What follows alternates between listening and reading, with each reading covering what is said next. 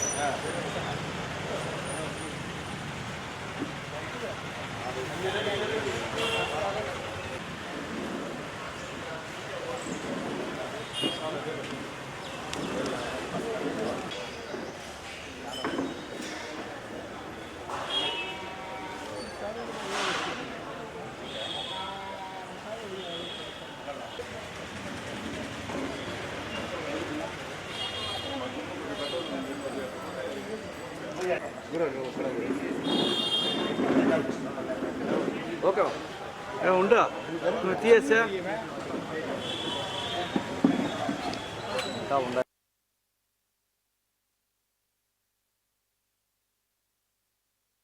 అందరికీ నమస్కారం.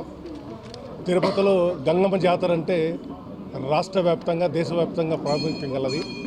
ఈరోజు వేషాలమ్మ జాతర సందర్భంగా తెలుగుదేశం పార్టీ నాయకులందరూ కూడా పెద్దలందరూ కూడా విచ్చేయడం జరిగింది. పోస్టర్ ఆవిష్కరణ కూడా చేయడం జరిగింది. వాళ్ళందరూ కూడా ధన్యవాదాలు. ఎందుకంటే తిరుపతిని కాసే గంగమ్మలు నాలుగు దిక్కులో ఉన్నారు. వేషాలమ్మ ఏ గంగమ్మ జాతర మొదలైనా వేషాలమ్మతోనే మొదలవుతుంది.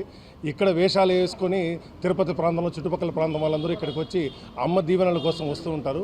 వచ్చే భక్తులకి ఈసారి తెలుగుదేశం పార్టీ, చంద్రబాబు నాయుడు గారు, లోకేష్ బాబు గారు, పవన్ కళ్యాణ్ గారు, కూటమి ప్రభుత్వం అన్ని సదుపాయాలు కూడా సక్రమంగా చేశారు. అదేవిధంగా లోకల్ నాయకత్వం కూడా, చైర్మన్ గారు అందరూ కూడా కలిసి చేయడం జరుగుతుంది.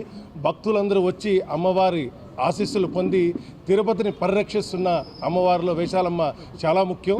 అందరూ వేషాలు వేసుకుని అమ్మ దీవెనల కోసం ఇక్కడ రావాలని, వాళ్ళకి ఎటువంటి ఇబ్బంది ఉండదు. తెలుగుదేశం కానీ అదేవిధంగా వాళ్ళ బోర్డు నెంబర్లు కానీ దగ్గరుండి వాళ్ళ కార్యాచరణ అంతా చూసుకుంటారని మరొకసారి తెలియజేసుకుంటున్నాను.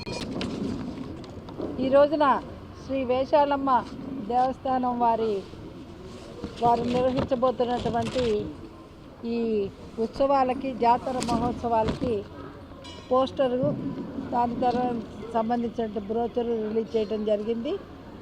ముఖ్యంగా తిరుపతి మహానగరంలో వేషాలమ్మ గుడి అంటే ఒక ప్రత్యేకత ఉంది. భక్తులందరూ వారు తమకు నచ్చిన విధంగా వేషాలు వేసుకొని గంగమ్మ గుడి వరకు వెళ్ళే సాంప్రదాయం ఉంది. దీన్ని అందరినీ ప్రజలు బాగా ఉపయోగించుకొని ఈ ఉత్సవాల్ని దిగ్విజయంగా జరిగేటట్టు ఆ అమ్మవారిని కోరుకుంటూ